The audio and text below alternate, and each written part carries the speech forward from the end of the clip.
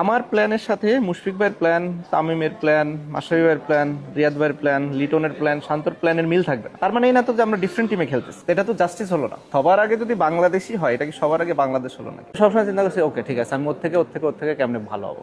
সোজা কথা যে 5টা টপ টিমের প্লেয়ার, ওকে এর থেকে আমি যদি ভালো হইতে পারি, আমি পৃথিবীর সেরা। দেশে আসতে পারলে তো ভালো হতো, তাড়াতাড়ি তো আমি চাই আমার বিষয়টা দেখুক যারা দায়িত্বে আছে। এখন ক্রিকেটেরই একটা আলাদা কালচার আছে, ওই কালচারটা হয়তো আমরা এখনো অ্যাডাপ্ট করতে পারিনি ঠিকভাবে। আসলে আমরা সঠিক জিনিসগুলো নিয়ে আলোচনাই কম করি, যে আমরা এখন বলে হাসছি এগুলো নিয়ে হয়তো আন্দোলন হয়ে যায়, কিন্তু যেগুলো আসলে ইম্পর্টেন্ট বিষয় সেগুলো নিয়ে খুব কম টাইমে আমাদের আন্দোলন হয়। এখন মানুষ যেটা চায় মানুষকে তো সেটাই দিতে হবে। কন্টেন্ট ক্রিয়েটার যদি আপনি হন কিংবা আমি হই, আমি সবসময় চিন্তা করছি ওকে ঠিক আছে, আমি ওর থেকে কেমনে ভালো হবো। সোজা কথা যে 5টা টপ টিমের প্লেয়ার, ওকে এর থেকে আমি যদি ভালো হইতে পারি, আমি পৃথিবীর সেরা।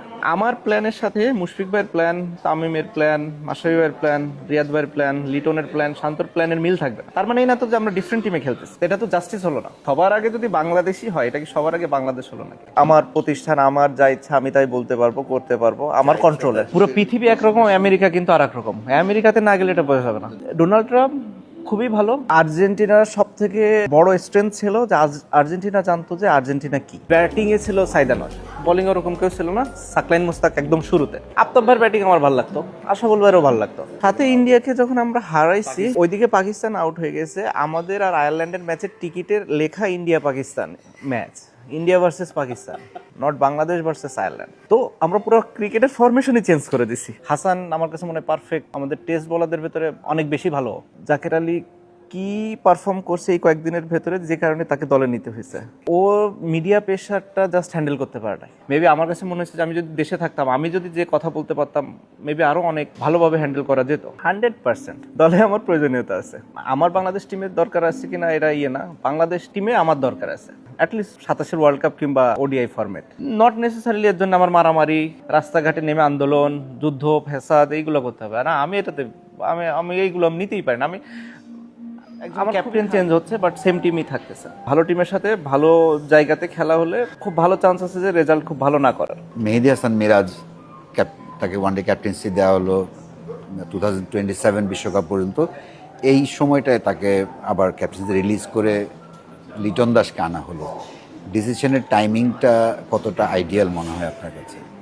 টাইমিংটা প্রবলেম হতো না যদি না টিমের ওই সেট আপটা ভালো থাকতো।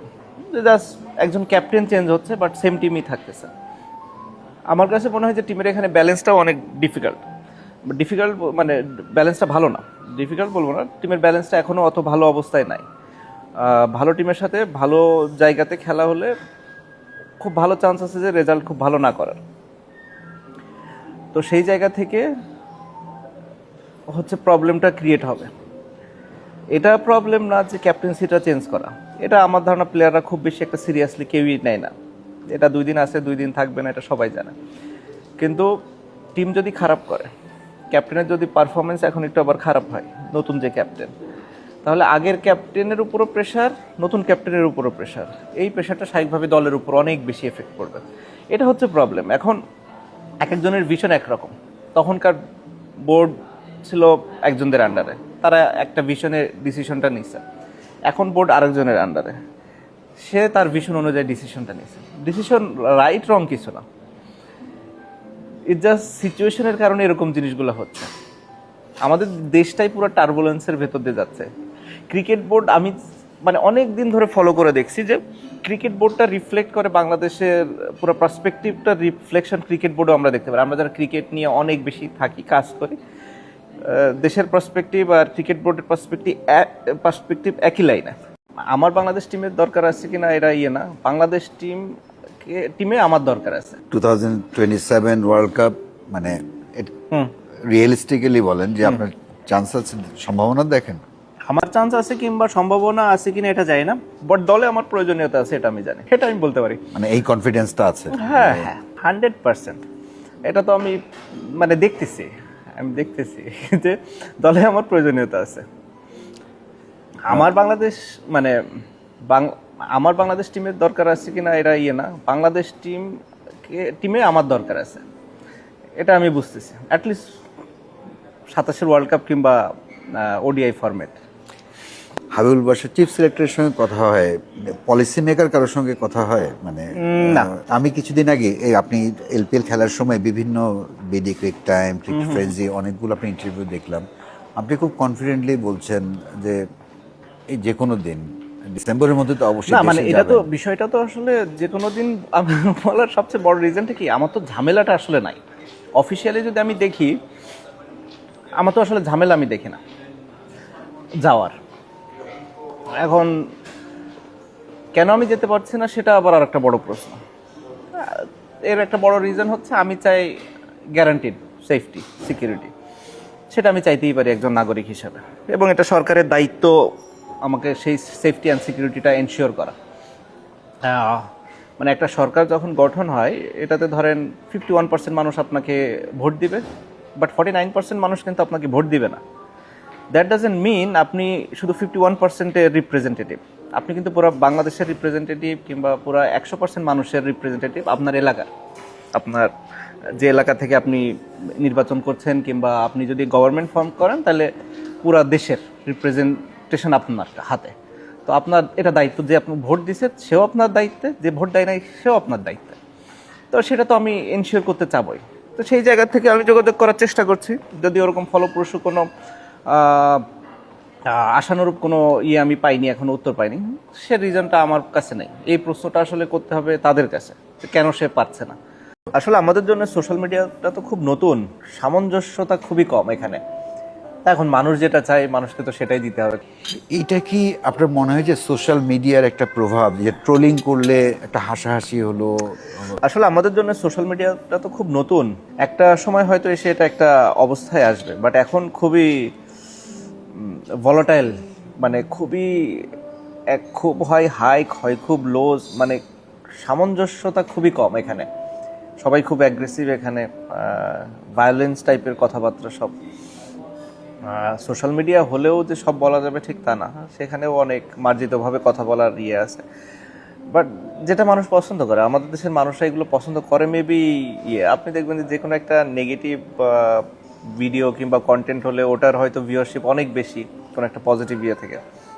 তা এখন মানুষ যেটা চায়, মানুষকে তো সেটাই দিতে হবে। কন্টেন্ট ক্রিয়েটার যদি আপনি হন, কিংবা আমি হই, কিংবা অন্য যারাই আছে, তাদের তো ভিউয়ারশিপটা লাগবে। ইটস অল অ্যাবাউট ভিউয়ারশিপ এখন। আমার নিজের একটা অভিজ্ঞতা বলে, আমার এই বয়সে আসলে মানে ভিউ ব্যবসা যেটা বলে সেটা করার কোনো ইচ্ছে বা সুযোগ না, আমার এটা যে নেই। একদম ইচ্ছে সুযোগ তা না। এখন আপনার মানে প্রফেশনালগত কারণেই আপনি চেয়ে হোক না চেয়ে হোক, ইন্টেনশনালি আনইনটেনশনালি, আপনার সামহাও একটু করতেই হবে। এছাড়া আসলে খুব না। আপনি প্রতিটা নিউজ এখন, মানে আমি বলতেছি না সেটা বাংলাদেশের এটা সারা পৃথিবীতেই কিন্তু এমন। আপনি এখনকার নিউজগুলো দেখেন, 10 বছর আগে সিএনএন দেখেন না, 10 বছর আগের ফক্স নিউজ দেখেন না, বেশি দূরেও দরকার নেই, ফক্স নিউজই দেখেন, কিংবা সিএনএন, কিংবা বিবিসি, ওয়ার্ল্ড ওয়াইড, ইন্ডিয়ার কোনটা এনডিটিভি, অথবা মানে বড় বড় দেশগুলোর, কিংবা অস্ট্রেলিয়ার চ্যানেল 7 অথবা কি, যেগুলো নিউজ করে আর কি, এগুলো সবগুলোই দেখেন। মেবি অস্ট্রেলিয়া একটু ডিফারেন্ট, কিছু কিছু দেশ এখনও আছে একটু ডিফারেন্ট, বাট সবাই কিন্তু এখন ওই যে একটু টুইস্ট, একটু করার চেষ্টাই করে, এবং আমরা ওইটাই নিতে পছন্দ করি, কারণ এটা আমাদের এখন চাহিদা। আমি ফিল করি এটা তো জাস্টিস হলো না।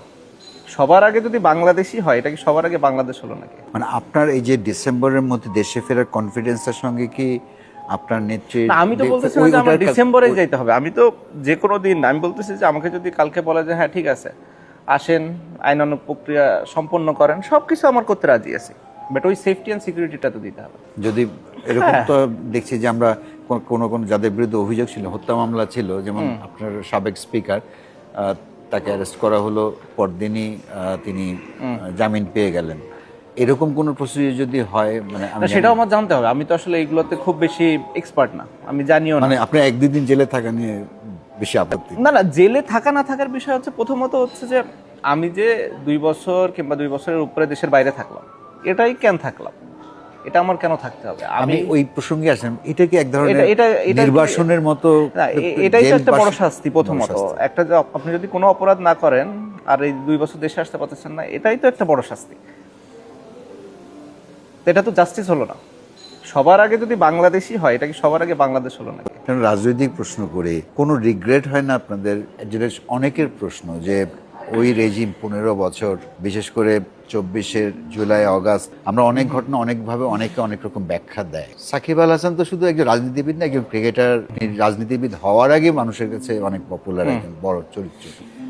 ওই কনটেক্সটে বা ওই পয়েন্ট অফ ভিউ থেকে আপনার মনে হয় যে things could have been differently handled? হ্যাঁ, এগুলো তো 100%। প্রথম কথা হচ্ছে প্রতিটা মানুষের জীবন তার এবং তার ফ্যামিলির কাছে সব থেকে মূল্যবান। বাইরের মানুষ রিয়েলাইজ করবে না। আপনি মারা গেলে আমার কিছু আসবে যাবে না, আমি মারা গেলেও আপনার কিছু আসবে যাবে না। আপনি হয়তো বলবেন যে আহারে ভালো মানুষ ছিল, কিংবা আহারে খারাপ মানুষ ছিল, তারপরেও ইন্নালিল্লাহি বলবেন। আমিও হয়তো আপনার না ঠিক আছে ইন্নালিল্লাহি একটা সমবেদনা মেসেজ আপনার আত্মীয় স্বজন কাউকে দিব, যে স্টে স্ট্রং, মে আল্লাহ ব্লেস হিম জান্নাহ, অথবা এই টাইপের কিছু। এখন হ্যাঁ কাস্টমাইজ থাকে, হ্যাঁ এআই দিয়ে করা যায়, বাট মানে এইটুকুই তো, এর বেশি কিছু তো না। কিন্তু যে ফ্যামিলির ছেলে মেয়ে বাপ মা বাচ্চা যেই মারা যায়, তাদের ফ্যামিলির উপরে কি যায়? যে মারা গেছে সে তো মারাই গেল, বাট যদি সে একজন উপার্জনকারী হয় ওই ফ্যামিলির একমাত্র, বাকিদের কি একটা অবস্থা? এরকম ভাবে চিন্তা করলে আসলে খুবই মর্মান্তিক। প্রতিটা লাইফ ইম্পর্টেন্ট এবং ইকুয়ালি ইম্পর্টেন্ট, নট নেসেসারিলি যে এই ফ্যামিলি মানে এরকম হ্যাঁ মানে জমিদারি ফ্যামিলি, এরকম বংশের ফ্যামিলি, কিংবা এর ফ্যামিলিতে কিছু নাই, মোর অর লেস প্রতিটা ইকুয়াল। প্রতিটা মানুষের লাইফের অনেক বড় দাম আছে এবং সবার সেম, যার যার জায়গা থেকে সেম রেসপন্সিবিলিটি কিংবা সেম ধরনের মানদণ্ড থাকা উচিত। তো সেই জায়গা থেকে খুবই মর্মান্তিক বিষয়টা যেটা হয়েছে। কুড হ্যাভ হ্যান্ডেল বেটার, অবশ্যই বেটার করে হ্যান্ডেল করা যেত, বাট একটা মানুষ সবসময় যে ভালো ডিসিশন নিতে পারবে তা না। আমি যদি একটা টিমের ক্যাপ্টেন হই, সবসময় আমার ডিসিশন ভালো হবে না, ভালো হয় খারাপ হয়। মানুষের কেউই পারফেক্ট না, নো ওয়ান ইজ পারফেক্ট। পৃথিবীর আর কোনো দেশ নিজেদের ক্ষতি করার জন্য অ্যাটলিস্ট খুব কম ব্যস্ত থাকে বলে আমার মনে হয়। আমরা কি জাতিগতভাবে ভায়োলেন্ট হয়ে গেলাম কিনা? আমি সামহাউ ফিল করি যে আমরা one of the few country যারা হচ্ছে যে নিজেরা মিলে নিজেদের দেশের ক্ষতি করার জন্যে ব্যস্ত থাকে সামহাউ। এটা পরিস্থিতিগত কারণে, অন্যদের ইনফ্লুয়েন্সে, কিংবা অন্যভাবে পরিস্থিতিগত কারণে আমরা আমাদের নিজেদের ক্ষতি করার জন্য ব্যস্ত থাকি। পৃথিবীর আর কোনো দেশ নিজেদের ক্ষতি করার জন্য অ্যাটলিস্ট খুব কম ব্যস্ত থাকে বলে আমার মনে হয়। অন্য দেশের ক্ষতি করার জন্য ব্যস্ত থাকতে পারে, কিন্তু নিজেদের ক্ষতি করার জন্য খুব কম দেশ মেবি ব্যস্ত থাকে। আর যাই হোক, অ্যাটলিস্ট তারা আলোচনা করে।